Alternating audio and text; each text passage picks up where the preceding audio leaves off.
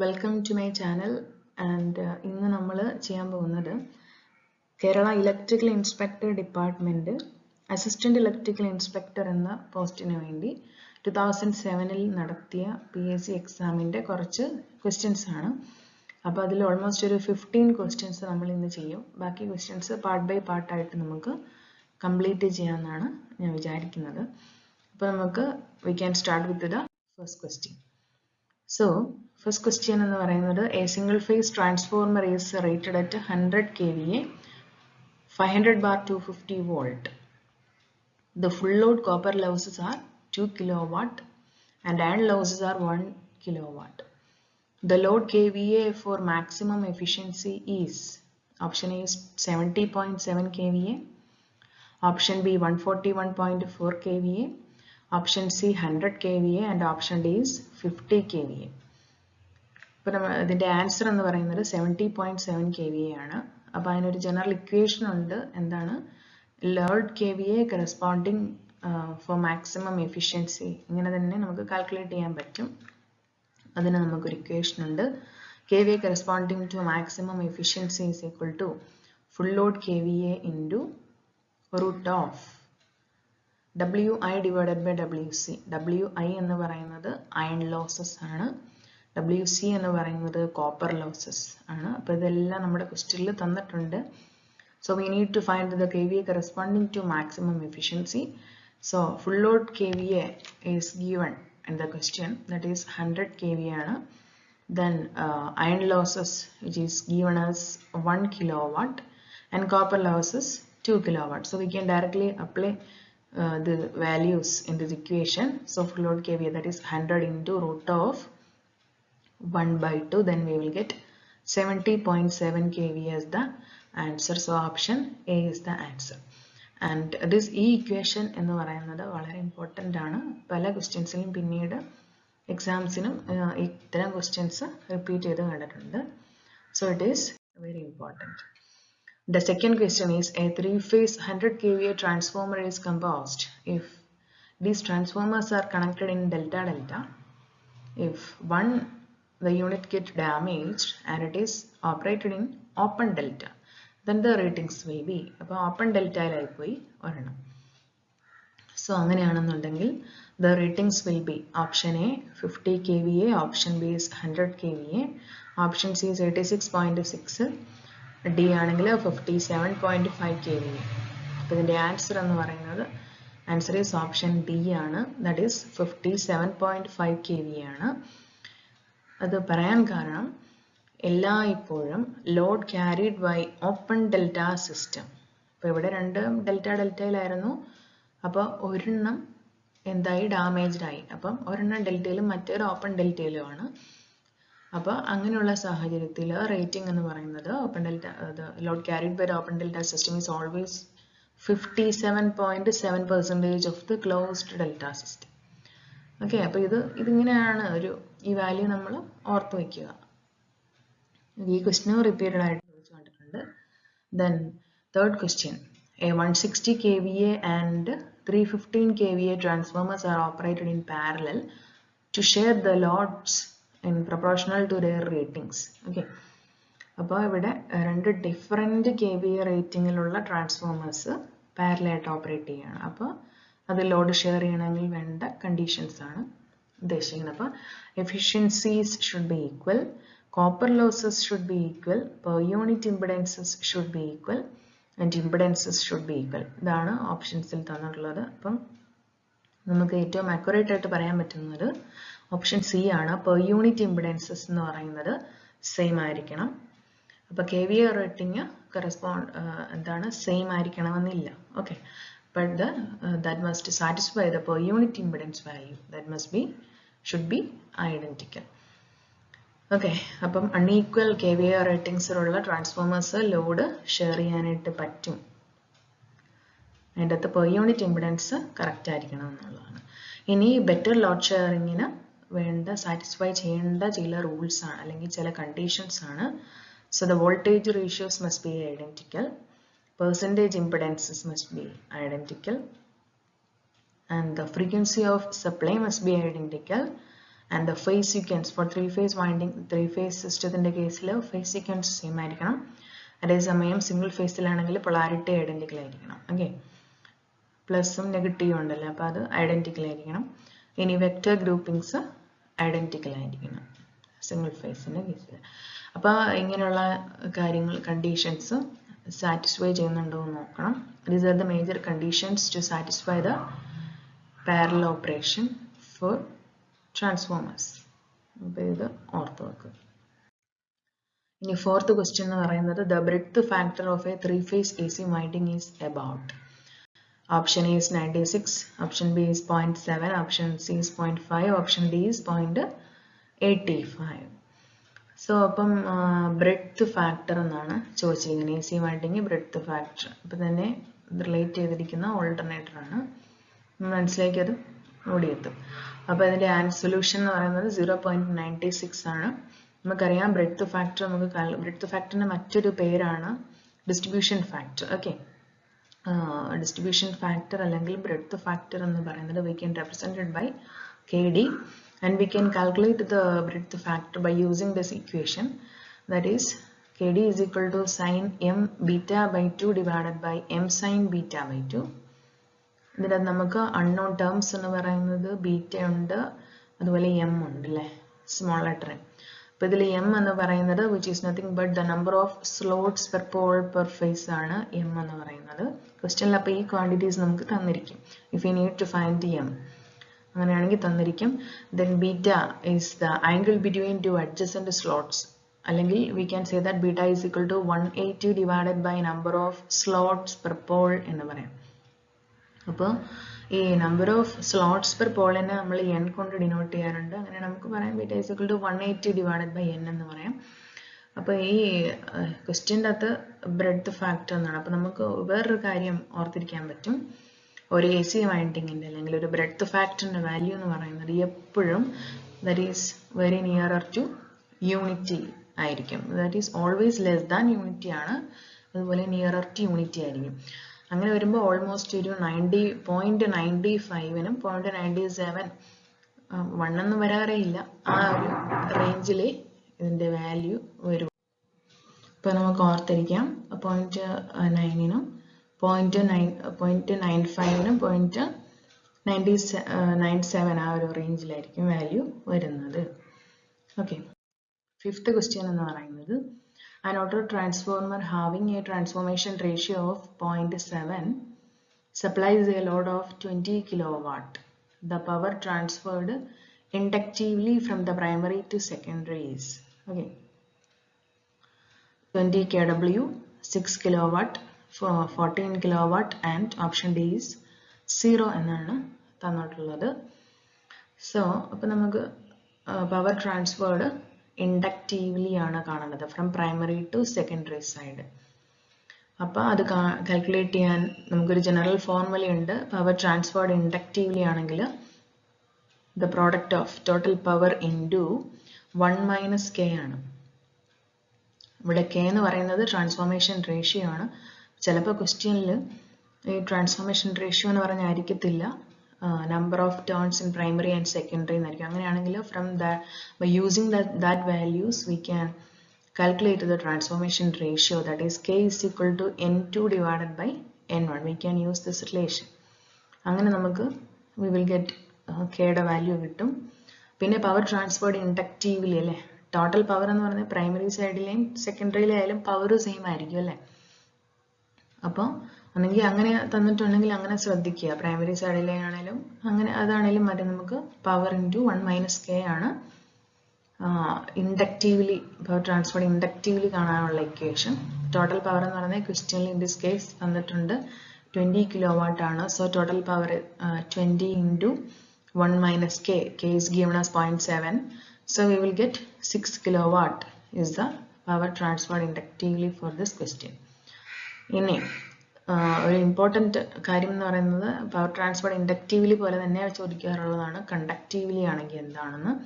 അതാണെങ്കിൽ ഒന്നുമില്ല, ഈ പറയുന്ന ടോട്ടൽ പവറിനെ ജസ്റ്റ് ട്രാൻസ്ഫോർമേഷൻ റേഷ്യോ കൊണ്ട് ഗുണിക്കുക, then we will get conductively transfer ചെയ്യുന്ന പവർ എത്രയാണെന്ന് കിട്ടും. അപ്പോൾ ഇൻഡക്റ്റീവ്ലി ആണെങ്കിൽ 1 - k ഇൻറ്റു ടോട്ടൽ പവറും പവർ ട്രാൻസ്ഫേർഡ് കണ്ടക്റ്റീവ്ലി ആണെങ്കിൽ transformation ratio into total power just multiply ചെയ്താൽ മതി. ഓക്കെ, ഇനി 6th ക്വസ്റ്റ്യൻ എന്ന് പറയുന്നത് in a non-salient pole synchronous machine the distribution of field mmf around the air gap is A. Option A rectangular wave, B sinusoidal wave, option C stepped triangular wave, option D flat topped stepped wave. അപ്പോൾ ഇതാണ് 4 options തന്നിട്ടുള്ളത്. ഇതിന്റെ answer എന്ന് പറയുന്നത് flat topped stepped wave, that is option D ആണ്. Question തന്നിട്ടുള്ളത് non salient pole synchronous machine ആണ് അല്ലേ. അപ്പോൾ ഈ നോൺ സാലിയന്റ് പോളും ഉണ്ട്, സാലിയന്റ് പോളിംഗ് മെഷീൻസും ഉണ്ട്. 2 ടൈപ്പ് ഓൾട്ടർനേറ്റിംഗ് മെഷീൻസ് ആണുള്ളത്. അപ്പോൾ എൻ്റെ അകത്ത് നോൺ സാലിയന്റ് പോളിന്റെ പ്രത്യേകത എൻ്റെ എയർ ഗ്യാപ്പ് യൂണിഫോം ആയിരിക്കും. മാത്രമല്ല അതിൻ്റെ നമ്പർ ഓഫ് പോൾസ് എന്ന് പറയുന്നത് വളരെ കുറവായിരിക്കും. ഓൾമോസ്റ്റ് ഒരു മിനിമം പോൾസ് മതി, 2 അല്ലെങ്കിൽ 4 പോൾസ് മതി. അപ്പോൾ ഇത് ഹൈ സ്പീഡ് മെഷീൻസിലാണ് ഈ നോൺ സാലിയന്റ് പോൾ യൂസ് ചെയ്യുന്നത്. ഇനി അതിൻ്റെ കുറച്ച് നമ്പർ ഓഫ് ടേൺസ് പോൾസ് മതിയല്ലോ, അതുകൊണ്ട് തന്നെ അതിൻ്റെ ഡയമീറ്റർ വളരെ കുറവായിരിക്കും. പക്ഷേ അതിൻ്റെ ആക്സിയൽ ലെങ്ത് എന്ന് പറയുന്നത്, റോട്ടറിൻ്റെ ആക്സിയൽ ലെങ്ത് എന്ന് പറയുന്നത് വളരെ കൂടുതലായിരിക്കും. ഹൈ സ്പീഡ് മെഷീൻസ് ആണല്ലോ. അപ്പം അത് ഓർത്ത് വെക്കുക. അതേ കണക്ക് സാലിയന്റ് നോൺ സാലിയന്റ് പോളിന്റെ പോലെ തന്നെ നമുക്ക് സാലിയന്റ് പോളിനെ കുറിച്ച് പറയാൻ പറ്റും. അതിന്റെ air gap is not uniform, that is non uniform air gap ആയിരിക്കും for salient pole machines. Because for salient pole machines നമുക്ക് ഓൾമോസ്റ്റ് ഒരു 60 വരെ ആകാം നമ്പർ ഓഫ് പോൾസ്. അത്രയും എണ്ണം കൂടുതലാണ് നോൺ സാലിയന്റ് പോളിനെ കഴിഞ്ഞും സാലിയന്റ് പോൾ മെഷീൻസിൽ നമ്പർ ഓഫ് പോൾസ് എന്ന് പറയുന്നത് വളരെ കൂടുതലാണ്. അതുകൊണ്ട് തന്നെ അതിൻ്റെ ഡയമീറ്ററും വളരെ കൂടുതലായിരിക്കും, കാരണം ഇത്രയും പോൾസ് വേണമല്ലോ. സോ ഈ സാലിയന്റ് പോൾ മെഷീൻസിന്റെ ഡയമീറ്റർ വെരി ലാർജ് ആയിരിക്കും. റോട്ടറിന്റെ ആക്സിയൽ ലെങ്ത് എന്ന് പറയുന്നത് വളരെ കുറവായിരിക്കും. അപ്പോൾ ഇത്തരം മെഷീൻസ് യൂസ് ചെയ്യുന്നത് പൊതുവെ എന്തിനാണ്? ലോ അല്ലെങ്കിൽ മീഡിയം സ്പീഡ് മെഷീൻസിനൊക്കെയാണ് ഇത് യൂസ് ചെയ്യുന്നത്. സാധാരണ പെൽട്ടൺ വീലൊക്കെ എന്തിൽ വരും? ഈ സാലിയന്റ് പോൾ മെഷീൻസിലൊക്കെ വരും. അതുപോലെ ഈ സാലിയന്റ് പോൾ മെഷീൻസ് പൊതുവെ ഹൈഡ്രോ ഇലക്ട്രിക് പ്ലാന്റ്സിലൊക്കെയാണ് യൂസ് ചെയ്യുന്നത്. ഈ നോൺ സാലിയന്റ് പോൾ ആണെങ്കിൽ ന്യൂക്ലിയർ അല്ലെങ്കിൽ തെർമൽ പവർ പ്ലാന്റ്സിലൊക്കെ ഉപയോഗിക്കും ഈ നോൺ സാലിയന്റ്. അതിന്റെ മറ്റൊരു പേര് ടർബോ ഓൾട്ടർനേറ്റേഴ്സ് എന്നൊക്കെ പറയാറുണ്ട്. അപ്പോൾ ഈ ഞാൻ ഇത്രയും പോയിന്റ്സിനെ കുറിച്ച് പറഞ്ഞത് ഇത് എക്സാംസിന് ചോദിച്ചു കണ്ടിട്ടുള്ളതാണ്. ഇപ്പം നോൺ സാലിയന്റ് പോളിനെ സംബന്ധിച്ച് small diameter and long axial length, അതുപോലെ സാലിയന്റ് ആണെങ്കിൽ large diameter and short axial length. അപ്പോൾ ആ 2 പോയിന്റ്സ് കൂടെ. അപ്പോൾ നോൺ സാലിയന്റ് പോളിൽ എയർ ഗ്യാപ്പ് യൂണിഫോം ആണ്, സാലിയന്റ് പോളിൽ യൂണിഫോം അല്ല. അതിൻ്റെ എൻഡ് എന്ന് പറയുന്നത് പ്രൊജക്റ്റഡ് ആണ്. So that the flux distribution is not uniform in the air gap. നമ്മൾ ഓർത്തിരിക്കുക. ഓക്കെ, അപ്പോൾ ഇവിടെ നോൺ സാലിയന്റ് പോളിൽ ഉണ്ടാകുന്ന field MMF around the air gap, അതിൻ്റെ ഷേപ്പ് എന്ന് പറയുന്നത് ഇതായിരിക്കും, ഫ്ലാറ്റ് ടോപ്പ് സ്റ്റെപ്ഡ് വേവ്.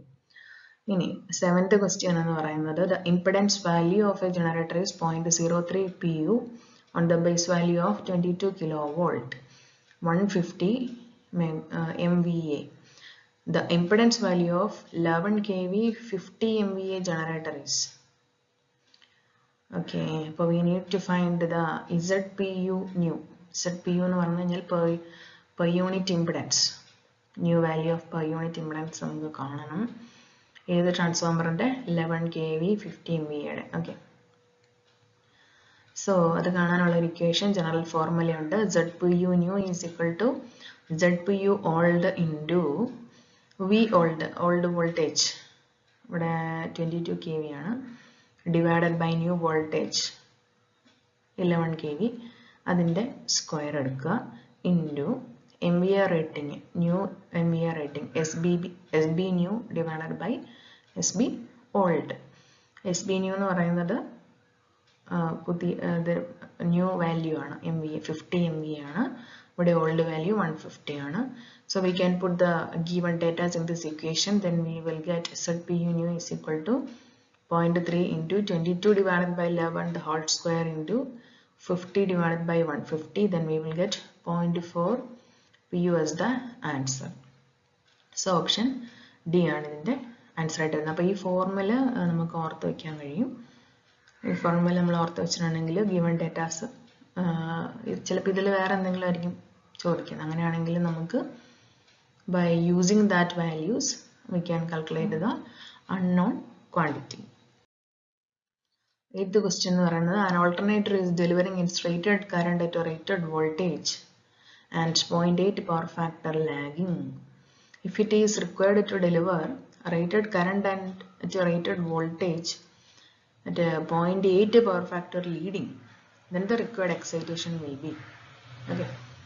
അപ്പോൾ alternator 0.8 പവർ ഫാക്ടർ ലാഗിങ്ങിൽ വർക്ക് ചെയ്തുകൊണ്ടിരിക്കുകയാണ്.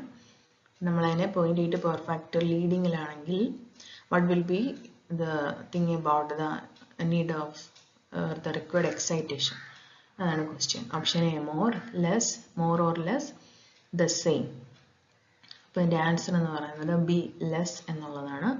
അതിൻ്റെ കാരണം ഒരു ഓൾട്ടർനേറ്റർ ഓവർ എക്സൈറ്റേഷൻ എന്ന് പറയുന്നത് that will give you lagging power factor and under excitation ആണെങ്കിൽ leading power factor ആയിരിക്കും for alternators. But for inductors over excitation എന്ന് പറയുന്നത് that will give you leading power factor and under excitation ആണെങ്കിൽ lagging power factor. അപ്പോൾ ഇത് നേരെ തിരിച്ചും മറിച്ചും ചോദിച്ചു കാണാറുണ്ട്. അതുകൊണ്ടാണ് ഞാൻ ഇത് രണ്ടും ഇട്ടത്. അപ്പം അത് ഓർത്ത് വയ്ക്കുക. സോ ഇവിടെ ഓൾട്ടർനേറ്റർ ആണ് വന്നിട്ടുള്ളത്. ഇപ്പോൾ ലീഡിങ് ആണ്. So we need less excitation for the corresponding power factor. അപ്പോൾ ഈ ഒരു കാര്യം ഓർത്തിരിക്കുക. ഓൾട്ടർനേറ്ററിൻ്റെയും ഇൻഡക്ഷൻ മോട്ടറിൻ്റെയും സെപ്പറേറ്റ് ആയിട്ട് ജസ്റ്റ് റിവേഴ്സ് ആണ്, റെസിപ്രോക്കൽ എടുത്താൽ മതി അല്ലേ. ഓക്കെ, ഇനി നയൻത് ക്വസ്റ്റ്യൻ എന്ന് പറയുന്നത് a silent pole synchronous machine has maximum power output when power angle is option A less than 90 degree, option B more than 90 degree, option C 90 degree, option D is either 90 degree or more. അപ്പോൾ ഇതിൻ്റെ answer less than 90 degree ആണ്. 90 degree ഇപ്പം ക്വസ്റ്റ്യനിൽ less than 90 എന്നുള്ളതില്ല. 90 ഡിഗ്രിന്നോ 45 degree എന്നോ മറ്റൊക്കെ ആണെങ്കിൽ we can choose this 90 degree. ഇപ്പം less than 90 എന്നുള്ളതാണ് ഏറ്റവും അക്യുറേറ്റ് ആയിട്ട് വരുന്നത്. ഓക്കെ, ഇനി മാക്സിമം എക്സൈറ്റേഷൻ പവർ എന്ന് പറയുന്നത് 90 ഡിഗ്രിയിലും പിന്നെ maximum power due to reluctance എന്ന് പറയുന്നത് 45 ഡിഗ്രിയിലുമാണ്. അപ്പം അതൊന്ന് ജസ്റ്റ് ഓർത്തിരിക്കുക.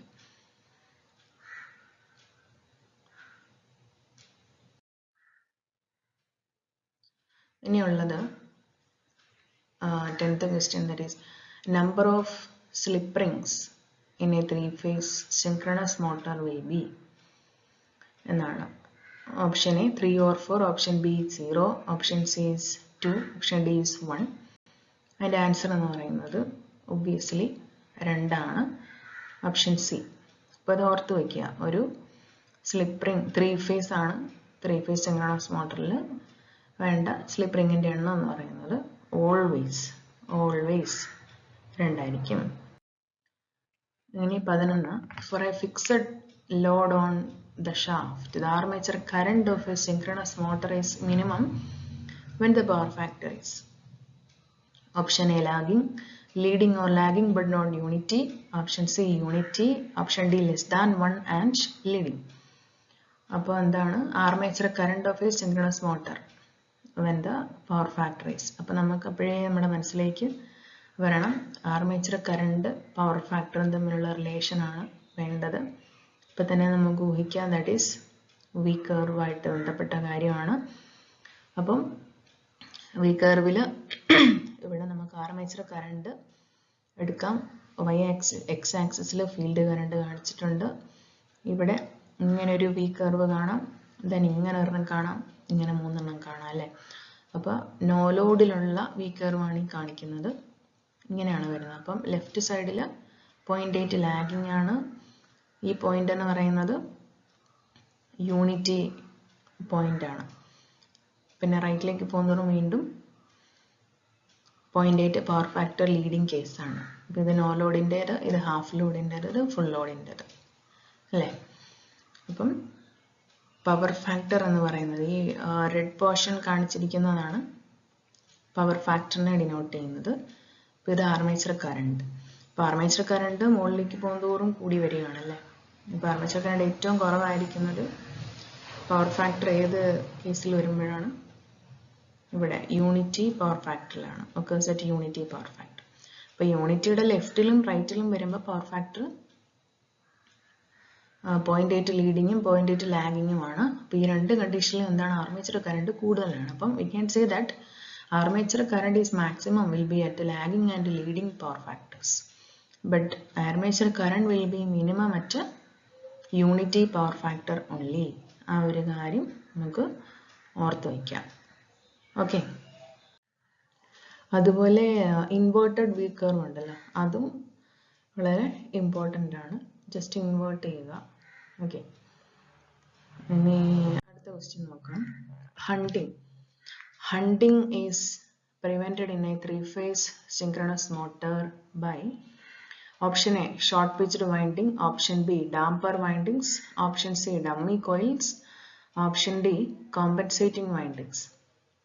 ഇപ്പോൾ 4 ഓപ്ഷനിൽ കറക്റ്റ് ആൻസർ ഓപ്ഷൻ ബി ആണ്. ഡാംപർ വൈൻഡിങ്സ് യൂസ് ചെയ്യുക വഴി നമുക്ക് ഹണ്ടിങ് പ്രിവെൻറ്റ് ചെയ്യാൻ പറ്റും ത്രീ ഫേസ് മോട്ടറിൽ. ത്രീ ഫേസ് സിങ്ക്രണസ് മോട്ടറിൽ മാത്രമല്ല, DC ജനറേറ്ററിലായാലും ഏത് മെഷീൻസിലായാലും ഹണ്ടിങ്ങിന് സാധ്യതയുണ്ട്, അല്ലെങ്കിൽ ഹണ്ടിങ് ഉണ്ട്. So we can reduce the effect or prevent it by using damper windings. Okay, അപ്പം ഈ ഡാംപർ വൈൻഡിങ്സ് എന്ന് പറഞ്ഞു കഴിഞ്ഞാൽ they will damp out hunting by producing the torque opposite to slip of the rotor. So the magnitude of damping torque is proportional to the slip speed. അപ്പം റോട്ടറിൻ്റെ സ്ലിപ്പിന് opposite ആയിട്ടുള്ള torque produce ചെയ്യുക വഴിയാണ് ഇപ്പോൾ damper windings hunting prevent ചെയ്യുന്നത്. ഇപ്പോൾ hunting എന്ന് പറഞ്ഞു കഴിഞ്ഞാൽ എന്താണെന്ന് വെച്ചാൽ, due to sudden change in load, the rotor search for its new equilibrium position. The oscillations of the rotor about its axis is known as hunting. Just simple ആയിട്ട് പറഞ്ഞു കഴിഞ്ഞാൽ oscillation of rotor about its axis എന്ന് പറയാം hunting എന്ന് പറഞ്ഞു കഴിഞ്ഞാൽ. അപ്പം നമുക്കറിയാം no load to full load, അല്ലെങ്കിൽ ഒരു പർട്ടിക്കുലർ ലോഡിലായിരിക്കും ഫിക്സ് ചെയ്തിരിക്കുന്നത് മോട്ടറെങ്കിലും.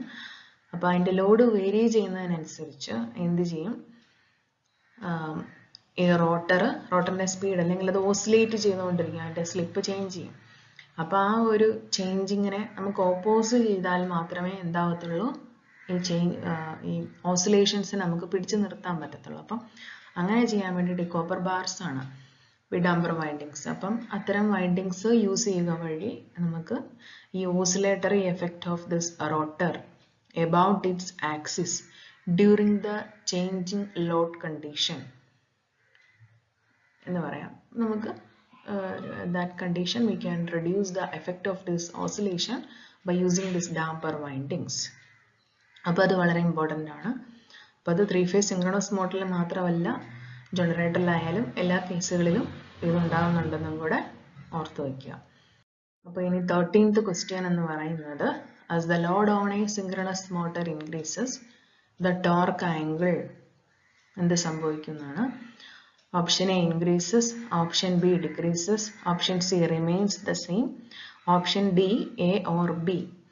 അപ്പം സിങ്ക്രണസ് മോട്ടറിൻ്റെ ലോഡ് ഇൻക്രീസ് ചെയ്യുന്നതിനനുസരിച്ച് അതിൻ്റെ ടോർക്ക് ആംഗിളിനുണ്ടാകുന്ന ചേഞ്ച് എന്താണെന്നാണ്, അതും കൂടും, ടോർക്ക് ആംഗിളും കൂടുമെന്നുള്ളതാണ് answer. That is option A is the right answer, that is increases. So when the load on the synchronous motor increases, the torque angle also increases. അപ്പോൾ torque angle എന്ന് പറഞ്ഞു കഴിഞ്ഞാൽ എന്താണെന്ന് വെച്ചാൽ, that is the angle between rotating stator flux and rotor poles. അതിനെയാണ് നമുക്ക് torque angle എന്ന് പറയുന്നത്. അത് ഡെൽറ്റ കൊണ്ടാണ് ഡിനോട്ട് ചെയ്യുന്നത്. ഓക്കെ, അപ്പോൾ അത് കാര്യങ്ങൾ ഓർത്തിരിക്കുക. അപ്പോൾ ഒരു പോയിന്റ് എന്ന് പറയുന്നത്, as the load increases, the torque angle also increases until ഇതുവരെ ഇൻക്രീസ് ചെയ്യും. The condition arises when the rotor is pulled out of synchronism. സിങ്ക്രോണിസത്തിൽ നിന്ന് വിടുന്നത് വരെ ഈ ലോഡ് ഇൻക്രീസ് ചെയ്യുന്നതിനനുസരിച്ച് ടോർക്ക് ആംഗിളും ഇൻക്രീസ് ചെയ്യും. അപ്പോൾ ആ ഒരു പുൾ ഔട്ട് ഓഫ് സിങ്ക്രണസ് എന്ന് പറയുമ്പോൾ we can say that the motor get stopped എന്ന് പറയാൻ പറ്റും. അപ്പം സിമ്പിളായിട്ട് ഓർത്തിരിക്കുക, സിൻക്രണസ് മോട്ടറിൻ്റെ ലോഡ് ഇൻക്രീസ് ചെയ്യുമ്പം ടോർക്ക് ആംഗിളും കൂടും. That is denoted by delta. The 14th question എന്ന് പറയുന്നത് the usual value of slip of a three-phase induction motor at full load is about. അപ്പോൾ ഒരു 3-phase ഇൻഡക്ഷൻ മോട്ടറിൻ്റെ സ്ലിപ്പിൻ്റെ യൂഷ്വൽ വാല്യൂ എന്ന് പറയുന്നത് എന്താണെന്നാണ്. അതിൽ ഓപ്ഷൻ എ എന്ന് പറയുന്നത് 0.1, ഓപ്ഷൻ ബി എന്ന് പറയുന്നത് 0.8 ആൻഡ് ഓപ്ഷൻ സി എന്ന് പറയുന്നത് 1, പിന്നെ ഓപ്ഷൻ ഡി എന്ന് പറയുന്നത് 0.05 ആണ്. So the value of slip at full load എന്ന് പറയുന്നത് 6% ആയിരിക്കും സ്മോൾ മോട്ടറിന്, അത് 2% ആയിരിക്കും ലാർജ് മോട്ടറിൻ്റെ. അപ്പം കോമൺലി പറഞ്ഞാൽ 0.05 എന്ന് പറയാം, അതായത് 5%. അപ്പോൾ ഓപ്ഷൻ ഡി ആണ് ആൻസർ. അപ്പം ഇൻഡക്ഷൻ മോട്ടറിൻ്റെ സ്ലിപ്പിൻ്റെ വാല്യൂ എന്ന് പറയുന്ന നിയർ ടു 0.05 ആയിരിക്കും. അപ്പോൾ ഇത് വളരെ ഇമ്പോർട്ടൻ്റ് ആണ്. ഇപ്പോൾ കാൽക്കുലേഷൻ ചെയ്യുമ്പോഴാണെങ്കിലും നമുക്ക് പെട്ടെന്ന് നമ്മുടെ മനസ്സിലൊരു ഐഡിയ കിട്ടുകയാണെന്നുണ്ടെങ്കിൽ എളുപ്പമുണ്ട്. ഏതാണ്ട് ഒരു ഈ റേഞ്ചിൽ തന്നെയാണ് നിൽക്കുന്നത് സ്ലിപ്പിൻ്റെ വാല്യൂ എന്നാണ്. അപ്പോൾ അത് ഓർത്തിരിക്കുക. സ്ലിപ്പിനെ കുറിച്ച് പറയാനാണെങ്കിൽ ഒരുപാട് പോയിന്റ്സ് ഉണ്ടാവും പറയാൻ. അപ്പോൾ ഈ ഒരു സെക്ഷനിൽ നമുക്ക് തൽക്കാലം ഇത്രയും കാര്യങ്ങൾ ഓർത്ത് വയ്ക്കാം, ബാക്കി വരുമ്പോൾ ചർച്ച ചെയ്യാം. ഓക്കെ, അപ്പോൾ ഇത് ഓർത്തിരിക്കുക. ദെൻ 15th question എന്ന് പറയുന്നത് an induction motor takes a line current of 80 ampere when started at a direct switching.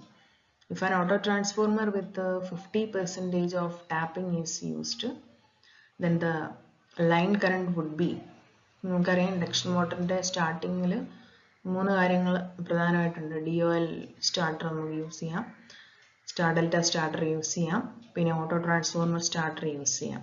അപ്പോൾ ഇവിടെ തന്നിട്ടുള്ളത് if an auto transformer with 50% of tapping is used എന്നാണ് പറയുന്നത്. അപ്പം സ്റ്റാർട്ടിങ്ങിന് അപ്പോൾ ലൈൻ കറണ്ട് എത്രയായിരിക്കും എന്നുള്ളതാണ് ക്വസ്റ്റ്യൻ.